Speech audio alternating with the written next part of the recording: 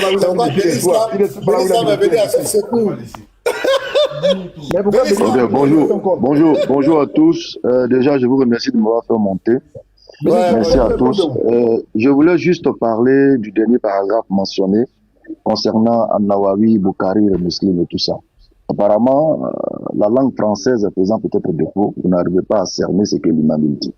Ce n'est pas parce que An-Nawawi cite Bukhari que Bukhari est infaillible, ou bien il devient prophète, ou bien il devient un ange et qu'il ne peut pas commettre d'erreur. C'est ce que l'imam essaie de vous dire. Que même si An-Nawawi cite Bukhari, cite Muslim, même si on dit les sources les plus authentiques, c'est Muslim et Bukhari, ça ne veut pas dire que ceux-là ne peuvent pas commettre d'erreur. C'est des êtres humains, c'est pas des prophètes. Voilà ce que l'imam a essayé depuis de vous amener à comprendre. Mais puisque vous êtes figé sur une position, croyant détenir quelque chose, vous ne voulez pas bouger. L'autre a demandé qu'ils nous disent où An-Nawawi a cité, où Bukhari a cité An-Nawawi. C'est pas ça, c'est pas de ça l'imam il parle. Je répète encore l'apôtre. Il dit que ce soit An-Nawawi, que ce soit toutes les sources islamiques que vous allez utiliser, c'est des êtres humains. En dehors du Coran, tous les autres là peuvent commettre des erreurs. Pour conclure les propos de l'imam. Voilà ce qu'il a dit. Donc, n'allez pas tergiverser pour chercher obligatoirement à trouver dans ce qu'il a dit quelque chose qui ne colle pas. Quelle que soit la source que vous allez utiliser. En islam, la seule source fiable, c'est le Coran, qui provient d'Allah pour son messager. Les autres, là, tu peux trouver des erreurs, du faux, tout ça là-dedans. Nous, on ne refute pas ça. C'est ce que l'imam a essayé de vous dire. C'est pourquoi tout à l'heure, j'ai voulu lui dire, imam, laisse-moi leur expliquer.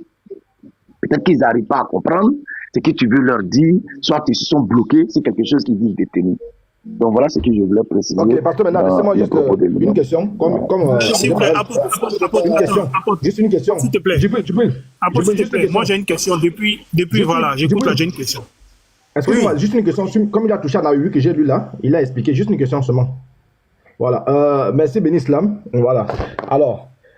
Alors, comme le dit An-Nawawi dans le char de Sahih Muslim, les deux livres authentiques qui sont les plus véridiques après le livre d'Allah, c'est-à-dire le Coran, sont le Sahih al-Bukhari et le Sahih Muslim, les plus authentiques. Ma question sera simple, claire et limpide.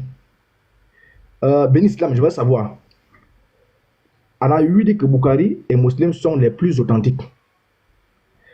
Dans ce qui est authentique là, peut-on trouver une erreur dans ce qui est authentique? Oui, c'est des œuvres humaines. Ce qu'on a déclaré déjà authentique, est-ce qu'on peut trouver des erreurs? Oui, puisque c'est des hommes qui ont écrit, et jusqu'à aujourd'hui, on a encore des hadiths de musulmans de Bukhari réécrits avec des mensonges. Ces hadiths-là existent. Tu vois, non? C'est pourquoi non, je viens. C'est pourquoi on te parle d'œuvres humaines. Tant que ça vient des hommes-là, moi, je peux t'écrire, par exemple, je peux prendre un hadith de Bukhari, et puis j'introduis des mots qui ne sont pas à l'origine dans le texte authentique. Pourtant, il a été dit que Bukhari est authentique. C'est à ça l'imam veut t'amener au fait. Ok, je comprends. Maintenant, sur quelle base, puisqu'il y a des erreurs dans ce qui est authentique là, sur quelle base on a authentifié ces livres authentiques? Je me répète encore. Si Bukhari est authentique, il s'avère qu'aujourd'hui, là, moi je peux prendre un texte authentique de Bukhari, numéroté, numéro connu, et puis je mets à l'intérieur des mots qui n'existaient pas dans la source. Et ça est là. Pourtant, on dit que Bukhari est authentique. Je ne parle pas de toi, frère. Non, c'est ce que j'essaie de t'expliquer. C'est toi. J'ai dit ceci. Comme dans le Sahih Bukhari, il y a des trucs qui sont faux. Mais il est déclaré Sahih, il est déclaré authentique. Je veux savoir sous quelle base un livre qui est authentique, qui contient des fautes, comme tu le dis, a été déclaré authentique. C'est ça ma question? Il n'a pas été déclaré d'abord sur la base du contenu du faux. Non. Je vais ramollir mon langage. À la base, Bukhari et Muslim sont authentiques. Mais à partir de cette authenticité-là, des gens ont fait des intrusions dans l'authentique. Malgré qu'il a été déjà déclaré authentique, là, les gens ont essayé d'introduire des éléments dedans pour porter la confusion. Tu comprends? Maintenant, qu'est-ce que les gens font? Ils vont prendre, les sachants, les maîtres de hadith vont prendre et aller à la base. Regardez dans la base de l'authentique là pour voir est-ce que ce hadith qu'on présente avec ce numéro réel là, est-ce que c'est ce que le contenu dit? Je ne sais pas si mes peuvent comprendre. Non, moi je vous le laisse parler. Bukhari et Muslim sont authentiques. J'ai compris, Moi, je veux parler. Voilà. Moi, je veux parler là. Je vous le laisse. Attendez, Pose ta question. Faut parler. Et puis je vais résumer ce qu'ils disent. Ok. Depuis longtemps, on entend dire que le Coran est la seule source fiable. Tous les musulmans qui viennent ici, ils prônent cette parole que le Coran est la seule source fiable. Alors moi, je veux savoir, quand ils disent fiable là, ils entendent quoi? Parce que dans le Coran, il y a des choses qu'on ne retrouve pas dans le Coran. Donc comment se fait-il que le Coran qui est, on va dire, incomplet puisse être fiable? Parce que quand je vais poser la question tout de suite à tous les musulmans ici, sur le Coran, sur des choses que je vais demander, ils vont pas être en mesure de répondre selon le Coran. Ils vont aller chercher les hadiths ou soit les tafsirs pour répondre à la question. Donc, quand on me parle de fiabilité du Coran, moi, je suis un peu perplexe à ce niveau. Ben Islam, quand tu dis que le Coran est fiable, est-ce qu'il y a tout dans le Coran pour dire qu'il est fiable? Ok, alhamdulillah, question très simple et légère en plus. Quand on parle du Coran Karim, le Coran est un esprit. Et cet esprit est révélé à un être humain. Et lorsqu'on demande à la mère des croyantes, quel était le comportement du prophète? Son comportement, c'était le Coran. Tu comprends? Donc, quand on parle de la fiabilité du Coran, on parle de la révélation et de celui qui l'a reçu et comment il a vécu le Coran. Parce que le Coran est un mode de vie. Alors, comment Mohammed a vécu le Coran? C'est pourquoi il y avait l'un des compagnons dont le nom m'échappe. Quand lui, il apprenait un verset ou une sourate, tant que cette sourate ou ce verset n'entrait pas dans son quotidien de vie, il ne laissait pas le verset ni la sourate. Il ne laissait pas. Il fallait que sa vie, sa manière de voir soit en conformité avec l'état d'esprit qu'il a appris dans le Coran. Donc quand on te dit que le Coran est le livre le plus fiable, on va regarder la vie du prophète par rapport à tel verset, quelle a été son attitude. Donc quand on va ouvrir les hadiths et qu'on regarde à l'intérieur et que ce hadith n'est pas en conformité avec le verset révélé qui est d'abord la base de ce qui doit être dit, on met ça dans le lot des hadiths problématiques. C'est écrit. Je ne sais pas si j'ai été. Je ne sais pas si on m'a. Je sais pas. Attends. Il n'a pas compris la question. Moi, j'étais monté juste pour expliquer un peu de l'imam. J'ai pas envie de débattre là. Bon, allez-y. Laisse-moi rebondir, s'il te plaît. Voilà, merci. J'ai posé la question parce que à chaque fois ils disent le Coran est le seul livre fiable, Alors, moi je suis choqué du fait que un livre fiable ne contienne pas tout. Voilà pourquoi j'ai posé la question, est-ce que le Coran il contient tout pour être fiable? Parce que il y a des questions que je vais poser sur le Coran. Le Coran contient tout ce qui régit la vie du musulman. Si tu m'as compris. Je t'écoute. Mais quand je parlais, j'étais... Donc pose ta question, pose-la. Oh, j'ai dit, vous dites que le Coran... Pas tarder à descendre. Moi, je n'ai... Oh, c'est pas possible. Vous dites que le Coran... Il faut parler d'Ibrahim. C'est qu'à un moment, il faut trouver ce qui est écrit. Vas-y, les limites. Ils disent à chaque fois que le Coran est fiable.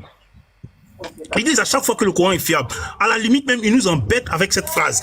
Donc moi, je veux savoir comment se fait-il qu'un livre qui se dit fiable, dont même les musulmans disent que ce livre est fiable, lui-même il s'étale d'être un livre complet, il y a des choses qu'il ne peut pas, lui, le Coran, répondre face aux questions. Si je demande à Ben Islam, d'ouvrir son Coran et puis de me montrer qui a été l'enfant d'Abraham qui a été comment on appelle, qui a failli être sacrifié et consort, ou bien de me donner la chorégraphie de la prière qu'ils font lorsqu'ils font les prières en ouvrant son Coran. Ben Islam va fouiller dans le Coran, il va pas me sortir le moindre verset qui répond à ma question. Il va aller chercher des hadiths. Alors, en quoi est-ce que ce livre-là est fiable si on ne peut pas prendre des réponses dans celui-ci? Merci. Je réponds. Apparemment, vous ne savez pas, c'est Ben Islam et Ben Ismillah. Apparemment, vous ne savez pas. Je réponds à ta question. Elle est simple et très légère en plus. Je dis ceci. Le Coran est une révélation donnée à un être humain qui est censé faire de cette révélation son mode d'existence sur Terre. D'où 33-21, il est le modèle par excellence. Mais il est le modèle par rapport à quoi? Par rapport au fait qu'il a été la personnification du Coran quant à son application. Est-ce que vous me suivez? Ou bien vous voulez que j'allège mon langage de Molière pour que vous puissiez comprendre la profondeur de ce que je dis? Mohammed est modèle par rapport à quoi? par rapport au Coran qui est un esprit révélé à Mohammed et appliqué par Mohammed et suivi par les croyants. C'est pourquoi lorsqu'on demande à la mère des croyantes, parle-nous de Mohammed, quel était son comportement? Son comportement, c'était le Coran. Donc, quand tu trouves dans le Coran, par exemple, qu'on te dit, lorsque vous vous levez pour la prière, lavez-vous les pieds, lavez-vous les mains, faites ceci, faites cela, inclinez-vous, prosternez-vous. Quand nous on finit de lire, nous regardons. Si j'étais à l'époque du prophète Mohammed sallallahu alayhi wa sallam, lorsqu'il va recevoir la révélation sur la prière, je vais le regarder. C'est lui, il a reçu, moi je ne suis pas prophète. Bon, Dieu te dit de prier. Tu as reçu un verset qui dit de prier. Tel. Je te regarde. Si tu pries sur un pied, ah ok. Donc la révélation de la prière, c'est sur un pied. Ah d'accord. Si tu mets tes deux pieds en l'air et que tu mets tes mains en bas, mais je te regarde, c'est toi qui as reçu. Et c'est toi qui dois vivre la révélation. C'est pourquoi le Coran vous dit que Mohammed est le premier des musulmans dans le cadre de la réception et de son application. Est-ce que vous voyez? Le Coran est intelligent. Rapidement, 30 secondes. Tu as parlé d'Ismaël. Tu as parlé de l'enfant sacrifié. Attendez. Bon, moi je vais descendre. Il n'a qu'à dire. Maintenant, si tu as open pour tous les termes bismillah, on a Abidjan, on peut le faire corps à corps. Voilà, moi je vais descendre. Oh, maintenant, vous n'avez pas mon niveau. Je suis juste de passage. Je t'avais dit clarifier le propos de l'imam. À la fuite, ça veut dire qu'on n'a pas son niveau. À la fuite, ça veut dire qu'on n'a pas son niveau. Bon, c'est pas grave. Non. Bénislam, écoute-moi. Voilà, je t'écoute. Je ne débat pas avec toi, je t'écoute. On peut être musulman sans suivre la sunna du prophète. Qu'entendez-vous par sunna? Je pense que je l'ai dit, mais je vais me répéter. En guise d'enseignant, je vais me répéter. Mais je voulais d'abord revenir sur Ismaël et Isaac. On me demande. Non, laisse affaire d'Ismaël, laisse. Ça, mais le gars, est-ce qu'il n'a pas posé une question sur Ismaël? Non, laisse ça, c'est moi qui parle maintenant. Est-ce qu'il ne s'est pas muté? Il n'a pas revendiqué ça. On ne peut pas être musulman sans suivre le modèle par excellence. Oui. Qui est Mohammed sallallahu alayhi wa sallam. La sunna, c'est quoi? C'est ça. Je suis en train de te répondre. Oui, vas-y. Oui. On ne peut pas être musulman sans suivre le prophète Mohammed sallallahu alayhi wa sallam. Oui. Voilà. On le suit comment? On le suit où? C'est ce que je t'ai expliqué. Je vais reformuler encore plus légèrement. Mohammed est un être humain qui a vécu parmi des hommes. Il a reçu la révélation parmi des hommes. Et ces hommes, quand ils recevaient la révélation, le voyaient appliquer la révélation. Et ceux-là ont fait des commentaires rapportés. Alors nous allons rentrer maintenant dans les hadiths. Et quand nous regardons dans ces documents, nous devons voir la conformité avec ce qui a été révélé. Est-ce que vous suivez? Et en plus... Albeni, va doucement. Il ne faut pas te presser. Avec moi, on va doucement. Donc, pour connaître la sunna, la sunna, ce sont les hadiths rapportés, les commentateurs. C'est pas ça? Exactement. C'est ce que j'essaie de t'expliquer avant de confirmer. Écoute-moi. Voilà. Donc, on est d'accord. Mais ce qui est grave, c'est que vous venez de faire, toi, l'imam. Non. Je n'ai rien dit dans votre débat. Non. Non, je ne te permettrai pas. Non, adresse-toi. Reste tranquille. Non, adresse-toi à moi directement. Parce que vous avez fait le débat avec l'imam. Vous avez fait le débat avec l'imam, je n'étais pas présent. Non, je n'étais pas présent. Donc ne dis pas, toi, l'imam, voilà, adresse-toi à moi. Voilà, toi, Bénislam, et d'autres avant toi, nous ont dit que la sunna est corrompue. Elle est corrompue. Écoutez-moi très bien. Ils disent que tu ne peux pas être musulman sans la sunna du prophète. Donc, il y a le Coran, il y a la sunna. Mais ils disent que la sunna est corrompue. Dans la sunna, il y a le faux et il y a le vrai. Donc c'est un document qui est corrompu. Mais c'est grave. Quelle est la fiabilité de votre sunna? Parce que les hadiths sont corrompus. Vous avez tout dit ici. Tu dis de ne pas citer l'imam. L'imam a dit ça. Non, dans ce sens, l'imam n'a pas menti, Ménard. Laisse-moi finir. Vas-y, j'ai compris l'essentiel au fait. Vas-y. Voilà, il faut bien, laisse-moi finir. J'ai dit, vous êtes en train de nous dire que les documents dont on doit voir pour voir la vie de votre prophète sont des documents corrompus. Boukari même, qui était pour nous, qui était le plus authentique, vous nous avez, l'imam, toi et les autres, vous nous avez dit que ce sont des documents corrompus. Vous avez fait tous les débats ici que même des savants contredisent Boukari. Mais vous êtes dans une confusion. Ok, je peux, parce que tu es en train de répéter. Maintenant, je te retourne une question. Non, laisse-moi. On ne peut pas se fier à un document corrompu. Je te retourne une question. La vérité. Je te retourne une question.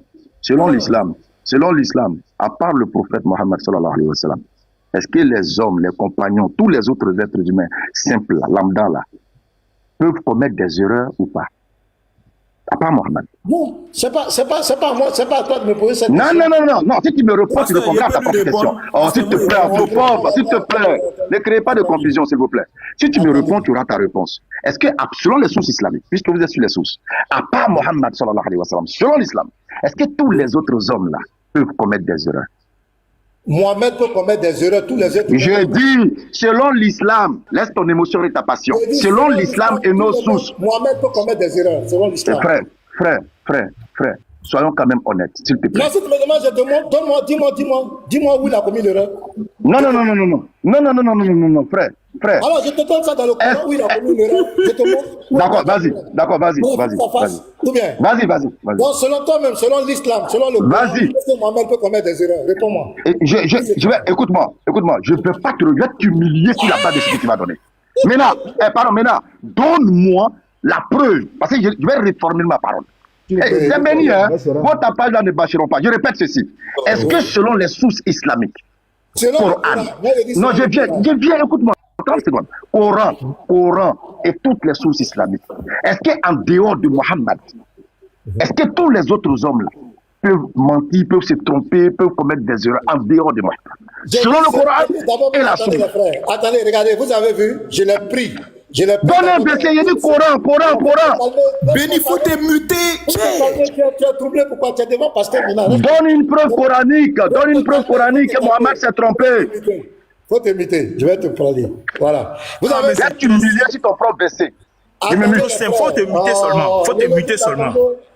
Attendez, comme toi, tu vas voir, tu as peur de quoi? J'ai dit, vous avez vu devant, ils nous ont fait croire que la sunna est corrompue. Quand je l'ai pris, par rapport à la sunna, parce qu'ils disent que ça... Maintenant, si tu ne donnes pas le verset, je descends. Donne le verset coranique qui dit que Mohamed s'est trompé. Ok. C'est tout. Donne directement, pasteur, donne directement le verset. Donne directement. Surat 80, verset 1 à 11. On va reprendre Mohamed ici, dans ce verset. Allah va le reprendre. Je vous lis. Surat 80, verset 1 à 11. Il s'est renfrogné et il s'est détourné. Se renfrogner, c'est de fermer sa mine. Il s'est détourné parce que l'aveugle est venu à lui.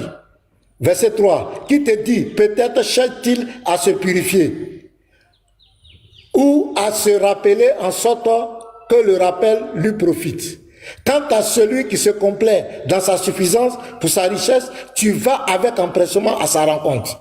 Or, que t'importe qu'il ne se purifie. Et quant à celui qui vient à toi avec empressement, tout en ayant de la crainte, tu ne t'en soucies pas. N'agis plus ainsi. Vraiment, ceci est un rappel. N'agis plus ainsi. Ici, là, quand on dit n'agis plus ainsi, on fait des reproches à Mohamed, mais on ne lui fait pas des reproches. Faut te calmer. Quand on dit à quelqu'un, c'est bon, on a compris. Ne fais plus ça. On a compris. Attends, je vais parler à mes frères, faut te calmer. On a compris, il y a depuis ça, il y a des sangs. Laisse-moi parler, c'est quoi? Faut te muter. L'essentiel est dit. Donne-moi le verset. On a compris l'essentiel. Laisse-moi détruire ça, il y a des sangs. Il faut te calmer. Calme-toi, on va te donner la parole. D'abord, tu as fui. Donne-moi le verset, pasteur. Maintenant, dépêche-toi, il va détruire, je ne débat pas avec toi ici. Il va détruire ça, il y a des sangs. Voilà, Yeshua. Oui, surat combien? Je peux? Ok, c'est compris. Surat, mais Béni, ok, c'est compris. Calmez-vous. S'il vous plaît, Calmez-vous. Il a déjà posé la problématique, je la réponds. Calmez-vous. Non, je réponds d'abord à Mena. Je réponds à Mena. Je ne réponds rien. On va montrer les sources. Attendez. Ok, c'est que je descends. Si je ne peux pas répondre à Mena et que vous voulez marmailler, laissez-moi répondre à Mena. Laissez-moi répondre à Mena. Laissez-moi répondre à Mena. Pourquoi vous fuyez? C'est pas possible. Répondre à Mena. C'est lui qui même. Mais laissez-moi répondre à Mena. Il n'a qu'à descendre. Il n'a qu'à descendre. Lui, qui? Non, je réponds. C'était mon. Je réponds. On va te donner la parole. Lui, il est qui même? Parce que lui, il est qui? Il n'a qu'à descendre. Je vais répondre à lui, il est qui même? Répondre d'abord à Mena. Maintenant, il faut Lui, c'est On va mettre- Non, je Pasteur, fais-le descendre s'il ne veut pas écouter. Il ne veut pas mettre le descendre. Les Écoute. modérateurs qui sont en bas, il n'a qu'à descendre.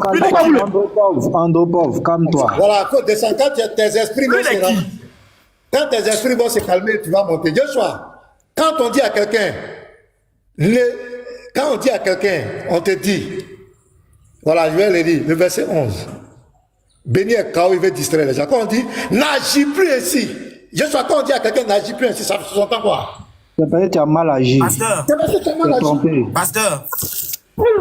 Allô? Oui, Joshua, oui. Ok, en tout cas, il voulait faire le désordre parce qu'il ne voulait pas que la vérité sorte. Au lieu de dire, quand tu nous poses la question, qu'est-ce que ça veut dire? Ça sous-entend que tu as envie de nous corrompre quelque part. Les gens qui sont là, les 600 personnes vont se dire que non, Pasteur Ménard veut mentir.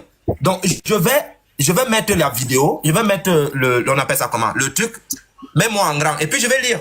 Je vais lire ce qui est écrit dans leur livre. C'est une perte de temps, on perd le temps pour rien. Hein? On va lire maintenant. Ce sont des personnes, ce sont des menteurs. Il va dire, laissez-moi parler, je vais effacer ça. Tout ça, c'est pour mentir, pour essayer de jongler les gens. C'est tout. Et si tu le laisses, il va commencer à bavarder et à mentir. Bon, regarde. Je suis dans le tafsir, hein. Le tafsir, il est là. Voici le tafsir ici. Un plaisantin. Le tafsir, il est là, devant tout le monde. Ça, c'est le tafsir. Maintenant, je vais l'ouvrir. Et ceux qui sont en train de dire, béni Islam à l'avance. Vous allez nous dire si Béni Islam est plus intelligent que ceux qui ont écrit ça, des menteurs comme ça. L'imam ment et dit que ce n'est pas ce que l'imam voulait dire. Vous n'avez même pas honte. À votre âge, vous mentez aussi facilement comme ça. Sourate 80, Sourate 80 ici. Verset, voici le premier verset, c'est que le pasteur est en train de lire. Donc je vais lire. Il s'est renfrogné et détourné lorsque lui vint l'aveugle. Qu'en sais-tu? Peut-être voulait-il se purifier ou se rappeler et que lui profite le rappel. Celui qui se détache, alors toi, tu vas à lui. Tu n'es pas responsable. S'il ne se purifie pas, quant à celui qui vient à toi en se hâtant, alors qu'il craint de lui, tu te désintègres. Maintenant, nous allons lire ce que les savants ont dit par rapport à ça, leurs savants. On commence ici, là. Maintenant, ils vont nous expliquer le verset que le pasteur a donné. Il s'est renfrogné. Ses traits se sont tirés. Il s'est renfrogné, c'est-à-dire il a serré le visage. Mohamed serre le visage. Ok. Et détourné son attention lorsque lui vint l'aveugle pour le questionner. Qu'en sais-tu, ô Mohamed? Peut-être voulait-il, cet aveugle, se purifier de ses erreurs dans le dogme de la loi ou se rappeler un précepte que tu lui avais enseigné et que lui profite le rappel à l'avenir. Celui qui se détache, le notable prétentieux et le mécréant. Alors, toi, tu vas à lui dans l'espoir d'arriver à le convaincre.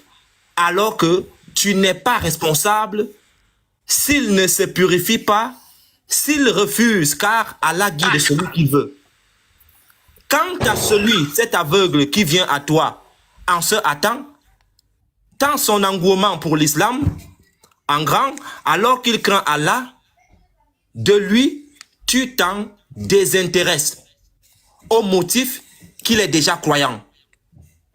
Maintenant, ta question, c'est quoi, pasteur? Et c'est là où on va donc voir la réponse. Ta question, c'est quoi?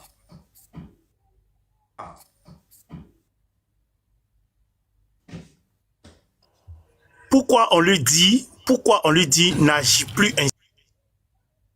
Voici la question. Merci beaucoup. Lorsqu'on pose la question à Mohamed, n'agis plus ainsi, on lui pose cette question pourquoi? Parce qu'il a fait quelque chose qui n'est pas correct. Alors son Dieu lui dit, n'agis plus ainsi. C'est une erreur que tu as faite, il ne faut plus agir ainsi.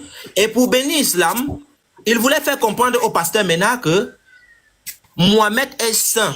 Il n'a jamais péché, il n'a jamais fait d'erreur. Donc ici, en l'occurrence, Mohamed est devenu comme Allah. C'est un homme pur qui n'a jamais fait de péché, qui n'a jamais fait d'erreur. Et c'est ce qu'il enseigne dans les rues. Que Mohamed est saint, il est pur. ce qui est faux. Il s'est renfrogné, on lui dit de ne plus faire ce qu'il a fait. C'est simple et c'est clair. Yeshua, moi il y a une question pour toi, frère Yeshua. Il y a une question pour toi. C'est pas béni islam et puis les gens de la DDR qui disent qu'en islam, les prophètes ne pêchent pas. C'est pas eux qui disent ça ici. Voilà, allez ici. Allez même, il est en haut ici. C'est pas eux-mêmes qui viennent dire ici qu'en islam, les prophètes ne pêchent pas. C'est ça? Et il a l'audace de monter ici, dit que à part Mohammed, c'est quel prophète qui ne pêche pas et qui ne commet pas d'erreur? Toute l'humanité. Et il a l'audace.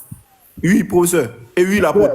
Oui, que Yeshua termine. Ça, c'est le discours des fils du diable. Tu dis quoi? Yeshua, il faut lire pour montrer que maman était un pécheur. C'est vrai, Yeshua, il faut continuer. Vas-y, le frère, vas-y. Vas-y, voilà. Après, je vais parler. Donc, c'est que c'est ce que nous disons là. Le musulman, il n'y a pas plus caméléon que le musulman. Le musulman, il dit des choses en fonction de ce qui, comment on appelle ça, ce qui lui passe par la tête. Quand il est coincé, toi, aujourd'hui, l'apôtre fait une lecture. L'apôtre a lit une chose. Et tu dis que les savants qui contredisent Al-Nawawi et qui contredisent, comment il s'appelle là, comment il s'appelle, Bukhari, il y a Al-Nawawi. Al-Nawawi peut contredire Bukhari. Al-Nawawi, c'est l'enfant de l'enfant de l'enfant de l'enfant de l'enfant de Bukhari quand il s'agit des savants. Al-Nawawi là, il peut donner des commentaires, il peut dire je ne suis pas d'accord, mais pour contester, pour s'arrêter devant Bukhari, pour lui dire non, toi Bukhari, tu n'as pas. Garizim, la montagne de la bénédiction.